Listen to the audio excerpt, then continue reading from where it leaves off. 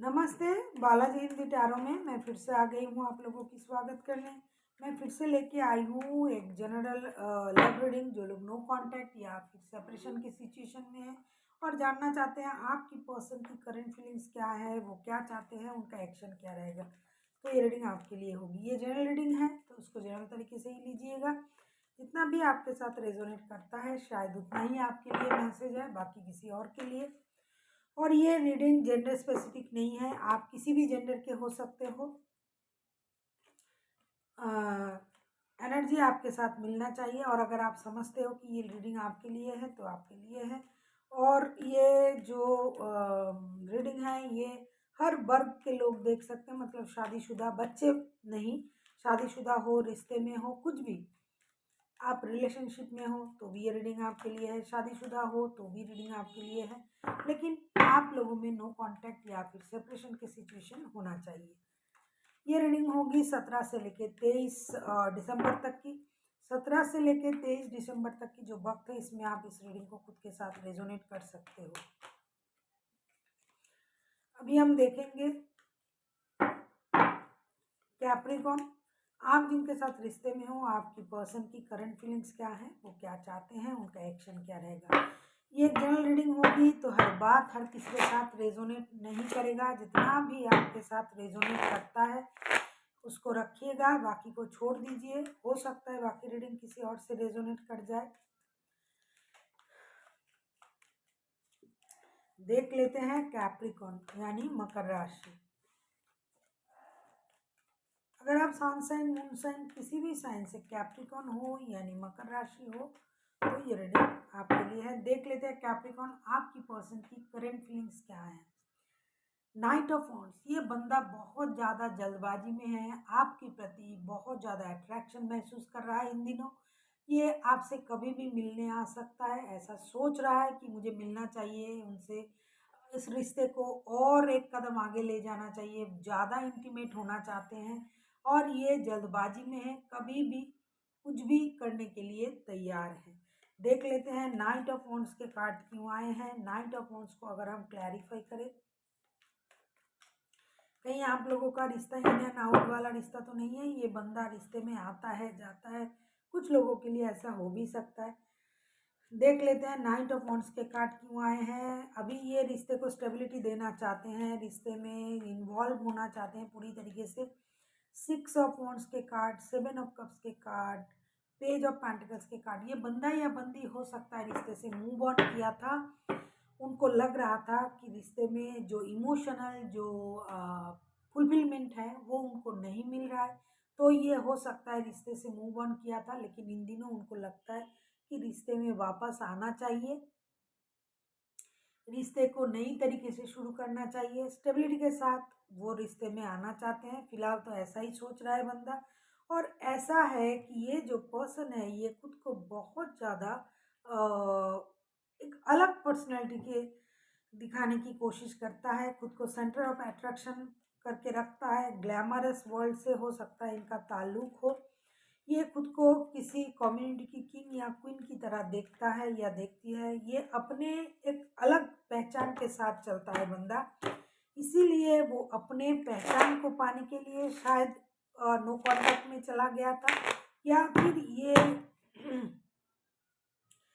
अपनी तरीके से सोचने लगा था कि इस रिश्ते में इमोशनल फुलफिलमेंट उनको नहीं मिलेगा, तो हो सकता है इन्होंने मूव ऑन किया था या फिर आपने। लेकिन अभी ये पूरे स्टेबिलिटी के साथ रिश्ते में वापस आना चाहते हैं।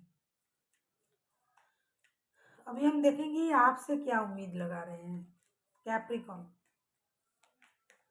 अगर आपको रीडिंग अच्छी लगे चैनल को सब्सक्राइब कर दीजिएगा, लाइक शेयर एंड कमेंट करना भी ना भूलिए। देख लेते हैं कैप्रिकॉर्न। 3 ऑफ पेंटिकल्स ये आपसे ये उम्मीद कर रहा है कि आप दोनों मिलकर टीम वर्क करो, करके अपनी फिनेंशियल स्टेबिलिटी को पाओ। ये आपकी मदद से और किसी की मदद से ये रिश्ते में एक फिनेंशियल स्टेबिलिटी भी लाना चाहता है, मतलब मेंटल स्टेबिलिटी, फिनेंशियल स्टेबिलिटी, हर तरीके से रिश्ता स्टेबल बने। स्लो हो रहा है, हो सकता है वक्त लगे, लेकिन ये रिश्ता स्टेबल होना चाहिए। ये आपसे उम्मीद कर रहा है कि आप उनकी मदद करो।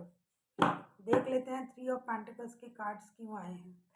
कार्ड क्यों, हारोफेंट, टेम्परेंस, ये चाहते हैं कि आप रिश्ते में बैलेंस करो, अपने गुस्से पे कंट्रोल करो। कोई क्रॉस वॉचर भी देख सकते हैं तो ये आपको पता होगा। वो चाहते हैं कि आप अपने गुस्से में कंट्रोल करो, आप थोड़ा स्पिरिचुअल लेवल में जाके सोचो, हर चीज़ को अपने तरीके से ना देखो, अपने लाइफ को बैलेंस करो, रिश्ते को बैलेंस करो और फिनेंशियल स्टेबिलिटी के लिए किसी की मदद लो, लेके आगे बढ़ो, आप कंफ्यूज ना हो। 7 of cups, temperance and the हारोफेंट के कार्ड आए हैं।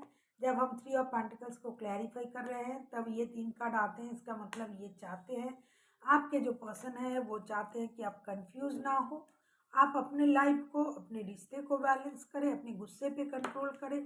अगर आपको ज़्यादा गुस्सा आता है तो भगवान के शरण में जाए, गॉड के शरण में जाए, किसी ऐसे बंदा या बंदी से बड़ों से पूछे कि आपको अभी क्या करना चाहिए, करके अपने बैलेंस, गुस्से को बैलेंस करें, इम्बैलेंस ना हो, आप कंफ्यूज ना हो। अगर आपको फिनेंशियल स्टेबिलिटी चाहिए तो किसी की मदद लीजिए, मदद के साथ आगे बढ़े, जो आपको चाहिए वो आपको मिलेगा। इसके लिए आपको मेहनत करनी पड़ेगी और अपने अ, समझ को समझदारी से काम पे लगाना पड़ेगा और पेशेंस रखनी पड़ेगी। अगर आप बहुत ज़्यादा इम्बैलेंस हो तो आपको बैलेंस करना पड़ेगा। अगर आपको बहुत ज़्यादा गुस्सा आता है तो आपको हमेशा, जब गुस्सा आता है, ये मेरे तरफ से एडवाइस है कि आपको ज़मीन की तरफ देखना चाहिए। वो चाहते हैं कि आप अपने गुस्से पे कंट्रोल करें, अपने लाइफ को बैलेंस करें, अपने लाइफस्टाइल को बैलेंस करें, रिश्ते में बैलेंस लाए, आप थोड़ा स्पिरिचुअल वर्ल्ड के लोगों के साथ मिले, उनसे बातें करें, चीज़ों को स्पिरिचुअली देखें, कंफ्यूज ना हो। जो आपको चाहिए वो आपको मिलेगा, लेकिन आपको आपका जो तरीका है उसको बदलना पड़ेगा, ऐसा ये सोच रहे हैं कैप्रिकॉन। आप जिनके साथ रिश्ते में हो वो किसी टॉरस, वर्गो, कैप्रिकॉन हो सकता है, कैंसर हो सकता है, कोई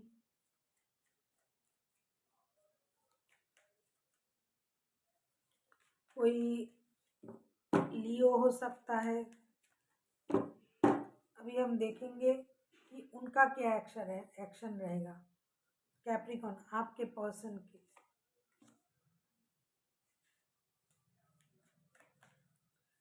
10 ऑफ सोर्ड्स, बंदा बहुत ज़्यादा दुखी दिखाई दे रहा है मुझे।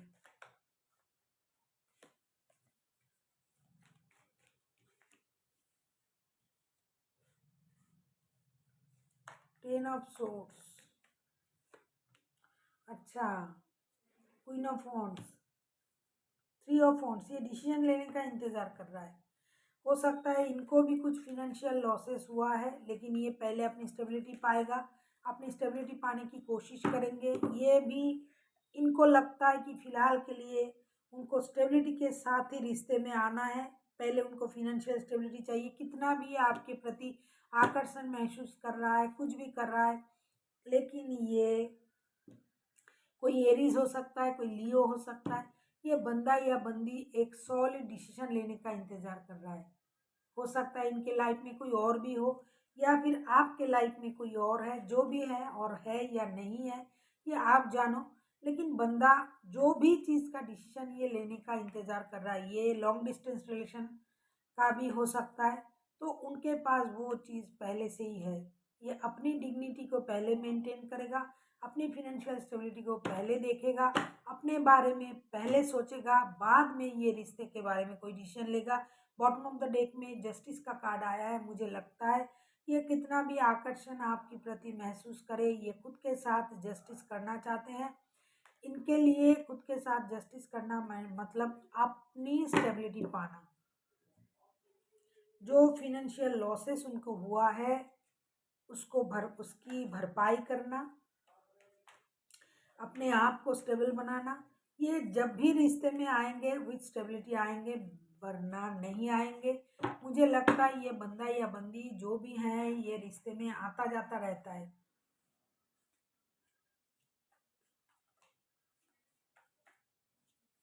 ये रिश्ते में ठहरता नहीं है, ये आता जाता रहता है। तो अभी ये इस आना जाना को एकदम स्टेबल बनाना चाहते हैं। मतलब जब भी आएंगे स्टेबिलिटी के साथ आएंगे, बढ़ना उसमें इनको देर लगे तो लगे, कोई बात नहीं, लेकिन ये स्टेबिलिटी के साथ आएंगे। फिलहाल तो मतलब जितना जो वक्त मैंने बताया 17 से लेकर 23 तारीख तक की, कम से कम उसमें तो यही दिखाई दे रहा है। अभी हम देखेंगे यूनिवर्स आपसे क्या कहना चाहते हैं, देख लेते हैं यूनिवर्स क्या कहना चाहते हैं। Hangman, page of swords, 6 of pentacles, तभी लिब्रा का भी कार्ड आया था, जस्टिस का। यूनिवर्स आपसे ये कह रहा है कैप्रिकॉर्न कि आपको भी अपने लाइफ को बैलेंस करना पड़ेगा, इक्वल गिव एंड टेक देना पड़ेगा। जो बंदा या बंदी जिनके साथ भी आप रिश्ते में हो, आपको इस चीज़ की आदत डालनी पड़ेगी कि आपको भी इक्वल गिव एंड टेक देना चाहिए। हो सकता है आपके लाइफ में कोई और हो, या फिर उनके लाइफ में कोई, किसी के लाइफ में तो कोई और होने की चांसेस तो है, मुझे दिखाई दे रहा है।